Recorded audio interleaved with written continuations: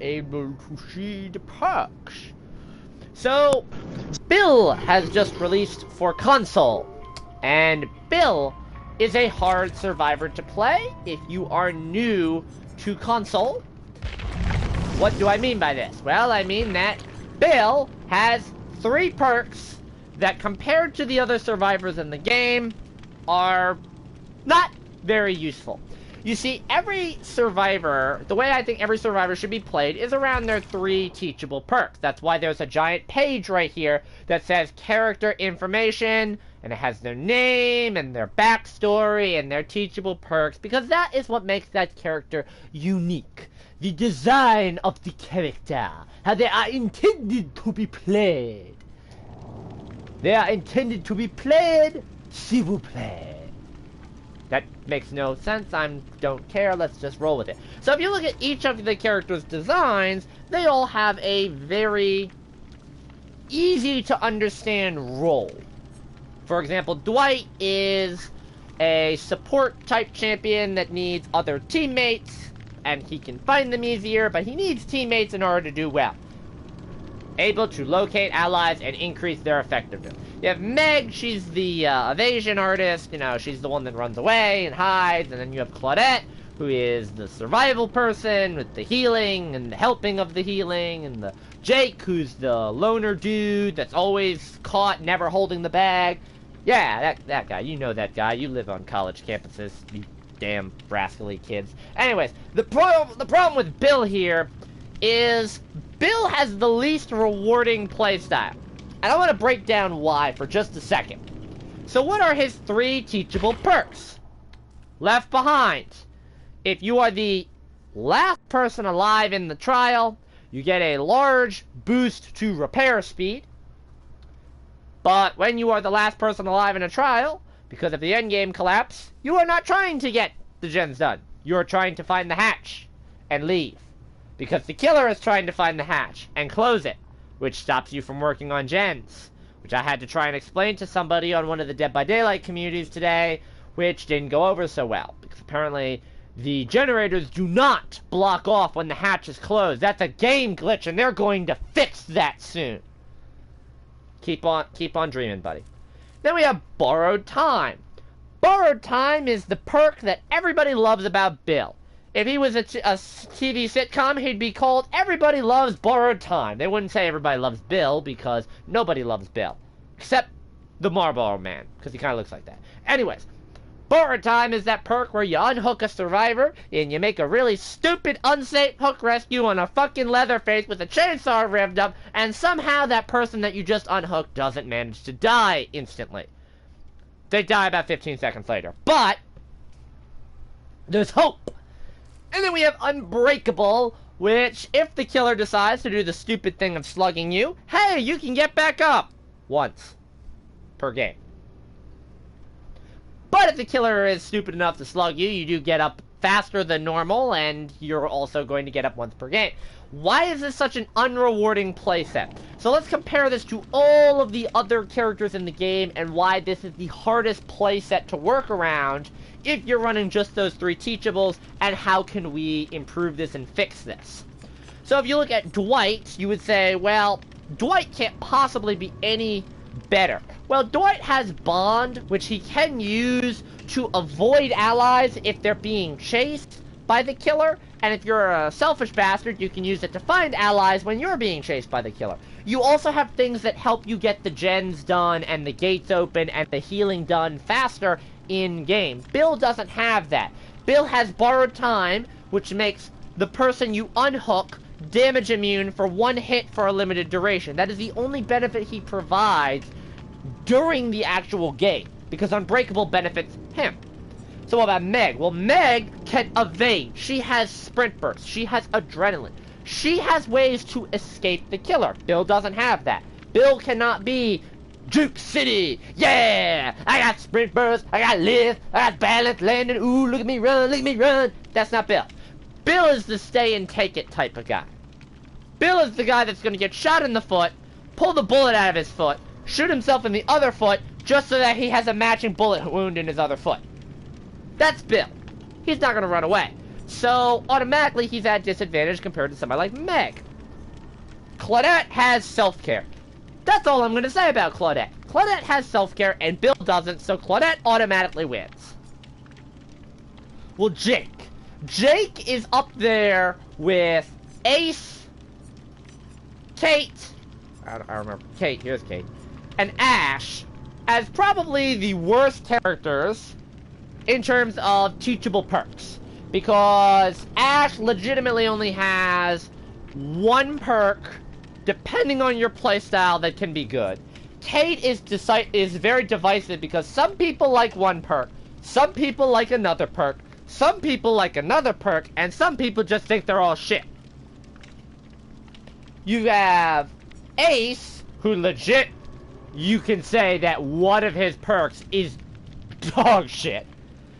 The other ones are situational. And then you have Jake, who... Jake's a bit outdated right now. His perks aren't really that great. His perks aren't really that bad. Meh? Is kind of the word. Well, see, here's the thing with Jake, though. Jake has Iron Will and Calm Spirit, and those two perks enable him to be injured and not make as much fucking noise. Now, Bill already has one big disadvantage going for him. He chain smokes the entire game. So he has this giant puffing cloud of smoke emanating from the top of his head saying, "Kill me, I'm right here." Jake doesn't have that. Jake can kind of like blend into the tall grass and hope that the blood on the ground doesn't get noticed because he's not making any noise while he's injured, and he can eliminate hooks, which Bill can only sit on hooks. Fengmin has Lith, so she has an evasion ability. She's automatically better than Bill's teachable perks because she can get the fuck away. Ace has one thing going for him in that he has Ace in the Hole. He can get keys out of chests a lot easier than Bill can, and he can open the hatch with that key and get the fuck out of Dodge, and Bill just sits there lying on the ground with Unbreakable, hoping the killer doesn't pick him up, which he always does. So Ace can slightly have an advantage. Kind of like Jake. He has a slightly stronger advantage compared to Bill. Nia has evasion in more ways than one, so she's better. Well, Lori has to leave herself exposed all the time, but Lori can stab the killer in the back once per game and kind of like teabag in front of them and then run away. So, I mean, Lori's good. David King, well, he's got no Mither. No Mither is shit. No Mither can't... Well, no Mither is just a slower, dim-witted version of Unbreakable. I mean, you can get up as many times as you'd like, as opposed to just once. Yeah, you're slow and no one's gonna pick you up, but hey, you got Dead Hard in there, which is an evasion perk, so David King automatically advances past the realm of Bill is shit. Quentin doesn't have any evasion perks. Yeah, but Quentin can find medkits. And Quentin can open gates fast. And Quentin can reduce exhaustion effects. And Bill just lays there on the ground, hoping the killer doesn't pick him up with Unbreakable. But I am picking on poor Bill right now, but I'm going to explain why in a second. So you have Detective Tap. Detective Tap helps get generators done faster. Then when he gets a generator done, he finds shit. And then, just when the killer downs him and Bill's laying there on the ground, hey, I got some company! And Detective Tap just crawls away with tenacity while recovering. And Bill's like, wait, no, don't leave me! Don't leave me! Recover with me! I can get you up in a few seconds! And the killer picks up Bill, because Bill has to sit still, and Tap doesn't. Then you have Captain Thunderthighs, Jane Romero, who she can heal herself while healing somebody else, and she can bust out of lockers and stun the killer, and yeah! And that's a fucking evasion perk, so it's automatically beats Bill. Poor fucking Bill. And then you have Jeff, where everything that Jeff runs is good. Jeff is the ultimate stealthy guy. He completely counters your barbecue and chili, and your nurse is calling, and you're trying to tunnel him by rehooking him, and he can find other people. Yeah, Jeff's the all-around package, because he can, like, do Bill's job, but without the borrowed time. Adam laughs in the face of borrowed time. He says, fuck this, I don't need you to get me off hook. I can get myself off the hook. And he just copies himself and gets off. Oh, and he can avoid the killer because of fucking diversion. He can make the killer go over there, which is where Bill is lying. On the ground, hoping the killer doesn't pick him up, recovering with Unbreakable. Kate! Yeah, we already talked about Kate. You know, she's the decisive one. Decisive. Whatever the word I'm trying to look for is. Here's the problem with Kate. Kate has stealth. She has dance with me. Now, whether you like the perk or not, I don't, but I do see the value in having a stealth perk. And she has Boil Over, which kind of fucks with the killer a little bit, which is always nice. And then she has Windows of Opportunity, which we're not going to talk about that perk. I don't want the comment section blowing up with Crew is a noob, because I already get that enough, and Windows of Opportunity is awesome when anybody with eyeballs can see that it doesn't, but usually people that play Windows of Opportunity don't have eyeballs, but again, that's going to be another video. A rated M for mature video, even though this one has swearing in it. But Kate is better because she can, like, lose killers in a chase, while Bill just sits there in front of the killer with scratch marks and noise notifications, wondering why this giant chain-smoking pile of puff and smoke above him is giving away his position. And last but not least, we have Ash. Well, you see, Ash gets down, and he's laying right next to Bill, and Bill is hoping the killer doesn't pick him up with Unbreakable. Just give him a few more seconds and he's good. And Bill's sitting there going, yes! He picked up the Ash instead of me! I'm saved! And then the Ash wiggles off because of flip-flop, and the killer walks over and picks Bill up. Now, I've spent a few minutes making fun of Bill here, but why is that? Well, let's look at his builds. So,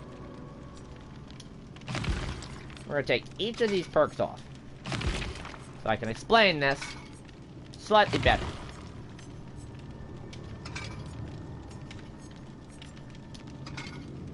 Okay, the first perk we are going to cover is Borrowed Time, because it's probably the easiest. Borrowed Time is probably his best perk. Now, the thing with Bill that a lot of people don't really understand is that this is a very selfless job. Because you're going to have if you're playing in a solo queue, and a survivor randomly runs over with the killer behind them and pulls you off hook, you're screaming at the TV, no you don't, fuck, the killer's right behind you, what are you doing? And then all of a sudden, you see that they have borrowed time. Now, in certain cases, that doesn't happen. For example, the Pig, the Wraith, the Myers, the Ghostface, because they don't have a terror radius sometimes. So borrowed time doesn't activate, and you're fucked. Especially if it's a Ghostface, if he just walks over and whacks you. Ha! Bam, you're down.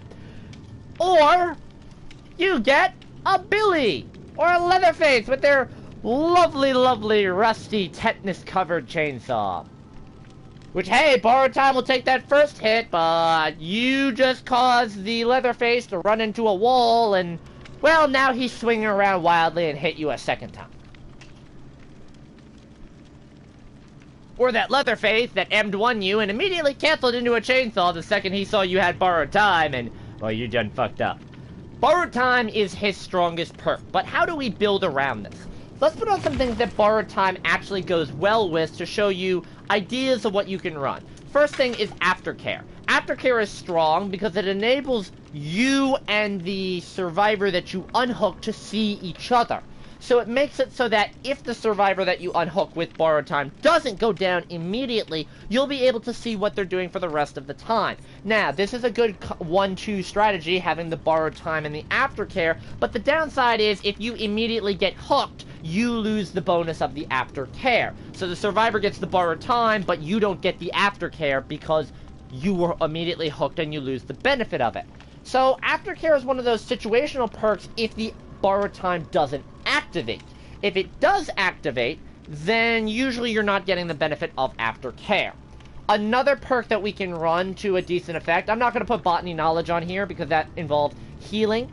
A perk that I would recommend, you could put on Boil Over. Boil Over is an interesting perk because it enables you to wiggle off the hook easier and obscures hooks. So using borrowed time with Boil Over is an interesting strategy if you are going for the suicide strategy of, I'm going to get you off the hook and put myself on one.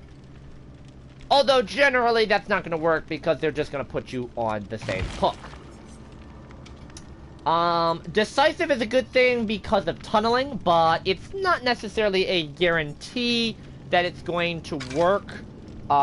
Basically, decisive would work if you have borrowed time, you are injured, you make an unsafe hook, the killer downs you, they hit the person that you just pulled off the hook, they see they have borrowed time, so they decide to pick you up instead, and you decisive strike off. That does lead to some fun shenanigans, but there's way too many variables there. You miss the decisive strike, they decide to keep going after the person with borrowed time, they decide to not go after the person with borrowed time at all and just go after you, or they just wait you out. I mean, there's a lot of variables there. It's not a safe bet.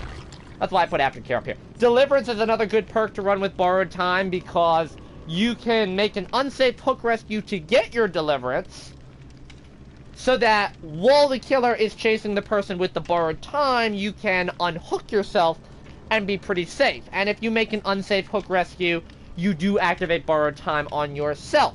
The downside to this strategy is you are giving yourself the broken effect for 60 seconds, and that's at tier 3. That can be 120 seconds, which is 2 minutes for those that can't do math or just don't want to. That's 2 minutes. 2 minutes is a long fucking time to go without being able to heal. And that's putting yourself at risk for a long time. Another decent perk that we can run, an interesting meta idea that I had was Medal of Man. Medal of Man has seen a huge drop-off since the nerf to it recently. Well, if you're going to be scoring a protection hit on another survivor because of borrowed time, because you're making an unsafe hook rescue, then Medal of Man is helpful because it enables you to get yourself up. The downside with Medal of Man is you're going to have to take a hit, a protection hit, for a survivor 3 times. And if you take a protection hit and go down, each time you're not going to be able to activate the perk. So you have to find a way to be able to heal in between taking protection hits.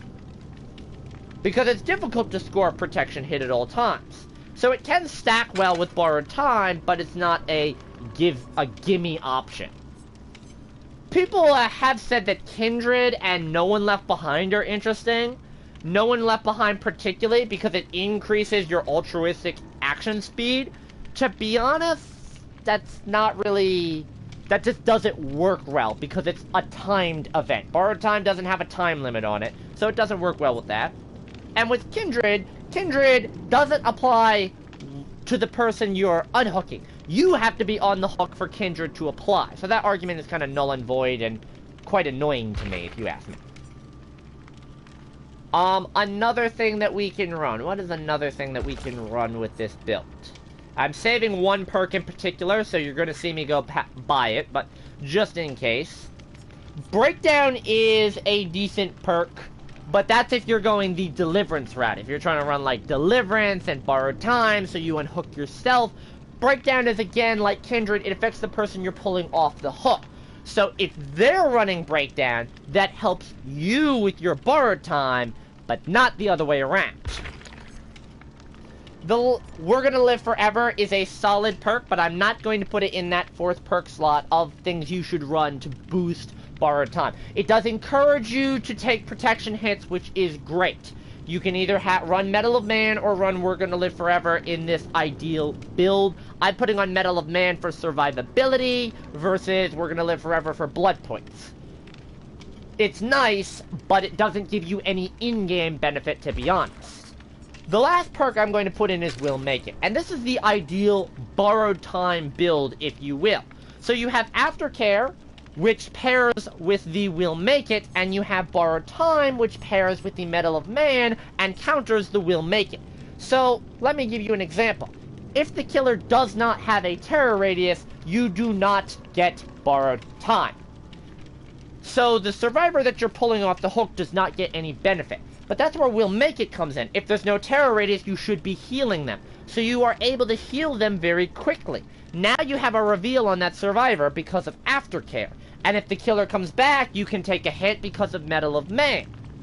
So you're able to trick that out. Now, at the same time, if you are in the killer's terror radius when you perform that unsafe hook rescue, the borrowed time will activate. If you take a hit for that survivor, you will get the Medal of Man to activate that much faster. You now get a reveal on the survivor with the aftercare, so if the killer decides to hook you, you're kind of fucked and you lose out on both the aftercare and the will make it.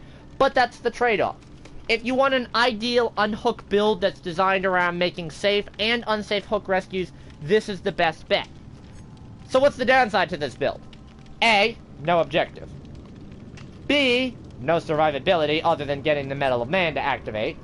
And D, your team is not going to like you very much. They're going to like you because you're getting them off the hook, and you're giving them borrowed time, and you're giving them protection hits, and you're giving them massive healing, but you're not contributing other than getting them off the hook. Now, if you have a potato that is constantly getting hooked, and you're constantly saving them, and they're constantly screaming, "Why is nobody doing anything?" this build isn't going to help you. So, let's take borrowed time off. Let's take aftercare off. Let's take Medal of Man off. And let's take We'll Make It off. And we will cover the next shitty-ass perk. Left Behind. What in the fuck can we run with Left Behind to make it feasible? Because there is nothing I can think of. That's not true. I'm going to sum this up real quick. I'm just going to put them on the screen, and I'm going to show you exactly what I mean when it comes to Left Behind. Left Behind is kind of like what I would run.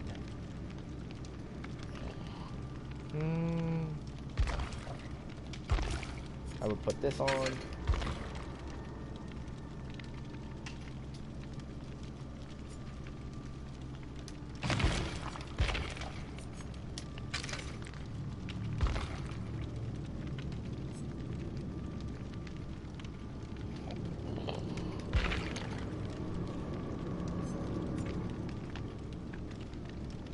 So this is the build that I'm running for Left Behind, with an honorable mention to Wake Up. And I will explain why in a moment. So what does Left Behind do? Left Behind gives you up to a 75% bonus in repair speed for each generator that needs to be completed if you're the last person remaining. Now remember that we have this wonderful new addition called the Endgame Collapse. When you are the last survivor, the hatch spawns. Yay! Problem, the killer closes the hatch and all the fucking generators in the game now lock up. Left Behind should never be run. It is quite possibly, quite literally, the absolute worst perk in the game. Killer or survivor. There is no tangible benefit to running this perk other than to get the Adept Bill trophy. Literally, there is a trophy for Bill that is complete the last generator and escape through the exit gate. That trophy is fairly easy to get. Leave the last gen at 99%, wait for your stupid teammate to die, pop the gen, and get out through an exit gate. You cannot do that with Left Behind. You just can't run Left Behind. It is a waste of a perk slot. And when you go for the Adept Build Challenge, you're going to be playing the game with 2 perks. Because Left Behind is not even a perk. It is a liability. But if you're so desperate to challenge yourself and say, I want to run Left Behind, what do we have to work with?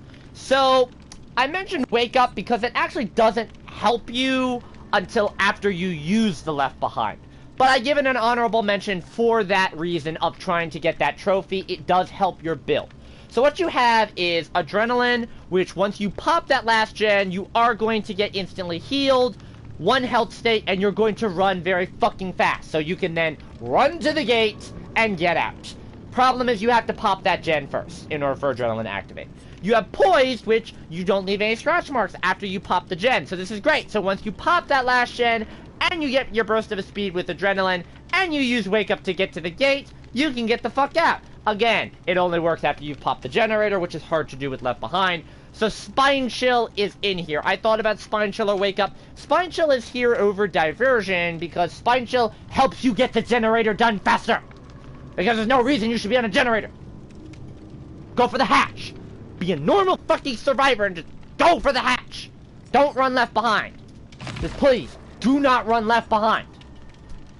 Left Behind is the equivalent of setting your PS4 on fire and covering its charred corpse in manure. And not just any manure, but burning sulfur smelling manure. I went to great detail because I'm tired of people running left behind. So now the last perk we talk about is Unbreakable. Unbreakable is a good situational perk. It is one of the better situational perks because the situation that it helps does come up relatively often. It comes up about 30% of the time in game.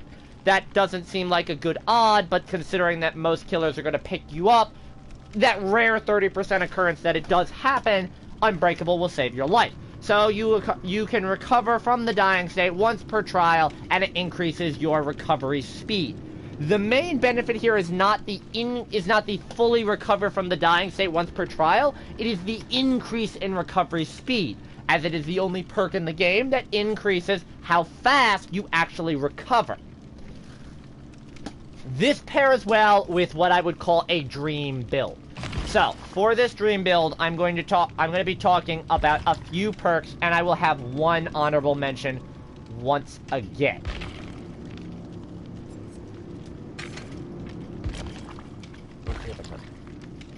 And the funny part is, Unbreakable helps buff some of the quote-unquote lower-tier perks.